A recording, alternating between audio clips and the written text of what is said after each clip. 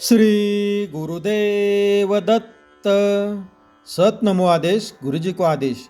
नाथ संप्रदाय आणि श्री गुरु दत्तप्रभूंना समर्पित नाथ माझे दैवत या यूट्यूब चॅनलवर आपल्या सर्वांचे मनपूर्वक स्वागत आहे. मित्रांनो, या विशाल अशा विश्वात प्रत्येकाच्या मनात एकच प्रश्न सतत घोळत असतो. जीवन म्हणजे नेमकं काय? दुःख कायमच असतं का? आनंद टिकवून ठेवता येतो का? आजची ही कथा आपल्याला फक्त उत्तर देत नाही, तर जगण्याची एक अतिशय साधी पण प्रभावी गुरुकिल्ली देते. एका विशाल समृद्ध राज्यावर एक न्यायप्रिय बुद्धिमान राजा राज्य करत होता. राजा अतिशय संपन्न होता, सामर्थ्यवान होता आणि लोकप्रियही होता. पण तरीही त्याच्या मनात असामान्य कुतूहल होतं. दरबारात जेव्हा जेव्हा कोणी साधू, संत, फकीर किंवा योगी येत, तेव्हा राजा त्यांना एकच प्रश्न विचारत असे की मला एक असा छोटासा मंत्र द्या जो कुठल्याही क्षणी मला उपयोगी पडेल आणि मला कायम आनंदी ठेवेल. अनेकांनी उपदेश केले, मोठमोठे ग्रंथ सांगितले, पण तरीही राजाचं मन समाधान पावत नव्हतं. एके दिवशी दरबारात एक शांत, तेजस्वी साधू आले. नेहमीप्रमाणेच राजाने त्यांनाही आपला प्रश्न विचारला. तेव्हा ते साधू काहीच बोलले नाही. त्यांनी फक्त राजाच्या हातात एक साधीशी अंगठी दिली आणि म्हणाले, महाराज, या अंगठीतील डबीत एका कागदावर एक अतिशय प्रभावी मंत्र लिहिलेला आहे. पण लक्षात ठेवा, जेव्हा जीवन मरणाचा प्रश्न उभा राहील, जेव्हा सगळे मार्ग बंद पडतील, तेव्हाच ही अंगठी उघडा. राजाने साधूंची आज्ञा मानून ती अंगठी जपून ठेवली. अशीच काही वर्षे निघून गेली. सगळं काही सुरळीत चालू होतं. पण अचानक राजाचं नशीब फिरलं. राज्यात बंडखोरी झाली. राजाचाच विश्वासघात झाला. ज्या प्रधानावर राजाचा सर्वात जास्त विश्वास होता, तोच दुष्ट आणि कपटी या राजाविरुद्ध उभा राहिला. राजाला अटक झाली आणि त्याला तुरुंगात डांबण्यात आले. नंतर सर्व बंडखोरांनी राजाला पहाटे फाशी देण्याचा निर्णय केला. त्या रात्री राजाचा एक विश्वासू सेवक गुपचूप तेथे आला आणि म्हणाला की महाराज, जास्त वेळ नाही, मी तुम्हाला इथून सोडवत आहे. तुम्ही दूर कुठेतरी निघून जा. त्या सेवकाने राजाला एक घोडा दिला. घोड्यावर बसून राजा दूर जंगलाच्या दिशेने निघून गेला. पण इकडे प्रधान सावध होताच. त्याने सैन्याची एक तुकडी राजाच्या मागावर पाठवली. राजा घोड्यावर बसून एका डोंगराच्या शिखरावर पोहोचला. पुढे एक भयानक दरी होती.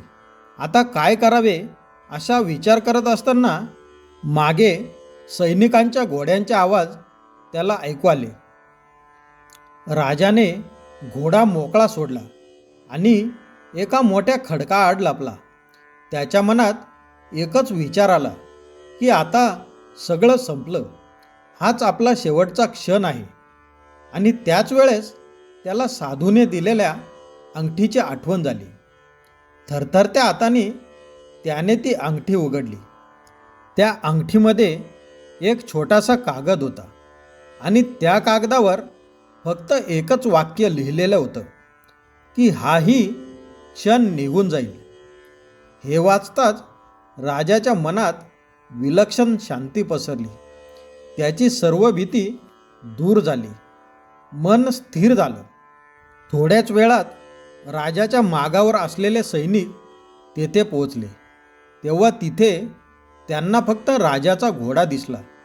त्या सैनिकांनी असा विचार केला की राजा दरीत पडून मेला असणार आणि सर्व सैनिक पुन्हा परतले. पुढे काही दिवसांनी राजाने आपल्या शेजारच्या मित्र राज्यांची मदत घेऊन आपलं राज्य पुन्हा मिळवलं आणि त्या विश्वासघाती प्रधानाला योग्य अशी शिक्षा मिळाली. राज्य पुन्हा समृद्ध झालं. विजयाचा जंगी आणि भव्य असा समारंभ चालू होता. आणि समारंभ चालू असताना नवीन प्रधानाने पाहिले की महाराज कुठेही अति उत्साहित न होता शांत मुद्रेने सिंहासनावर विराजमान आहेत. त्याने आदबीने महाराजांना विचारले की महाराज, आपल्या आयुष्यात एवढ्या भयानक घडामोडी घडल्या व त्यातून आपण सही सलामत बाहेर पडला. एवढेच नाही तर आज आपण आपले राज्य पुन्हा मिळवले, तेव्हा आज आपला आनंद ओसंडून व्हायला हवा होता. पण आपण तर एकदम शांत दिसत आहात. कृपया याचे रहस्य मला सांगावे. तेव्हा राजा म्हणाला की प्रधानजी, आज मी एवढा शांत आहे कारण की मला साधूंच्या अनित्यतावादाचा अर्थ व सामर्थ्य समजले आहे. या जगात कुठलीही गोष्ट कायम टिकून राहत नाही. ना आनंद कायम राहतो, ना दुःख कायम राहते. परिवर्तन हाच या जगाचा शाश्वत नियम आहे. म्हणूनच दुःखात खचून जाऊ नये आणि सुखात अति आनंदीही होऊ नये.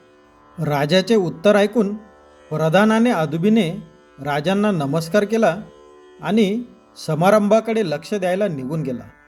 इकडे शांत मुद्रेने बसलेला राजा हळूच आपल्या मनाशी म्हणाला की गुरुदेव, तुम्ही दिलेल्या मंत्रामुळेच आज मी या ठिकाणी अतिशय शांत मुद्रेने बसलो आहे. मित्रांनो, ही कथा आपल्याला फक्त ऐकायला नाही तर जगायला शिकवते. जेव्हा आयुष्य अडचणीत टाकेल, जेव्हा यश डोक्यात जाईल, त्यावेळेस मन शांत ठेवा. त्यावेळेस वाहून जाण्यापेक्षा त्या क्षणाचे साक्षी बना, कारण हे क्षणही निघूनच जाणार आहेत. जर ही कथा आपल्याला आवडली असेल तर व्हिडिओ लाईक करा, शेअर करा आणि चॅनलला सबस्क्राईब करा. तर पुन्हा भेटू असाच एका जीवन बदलणाऱ्या बोधकथेसोबत. श्री गुरुदेव दत्त. ओम नमो आदेश.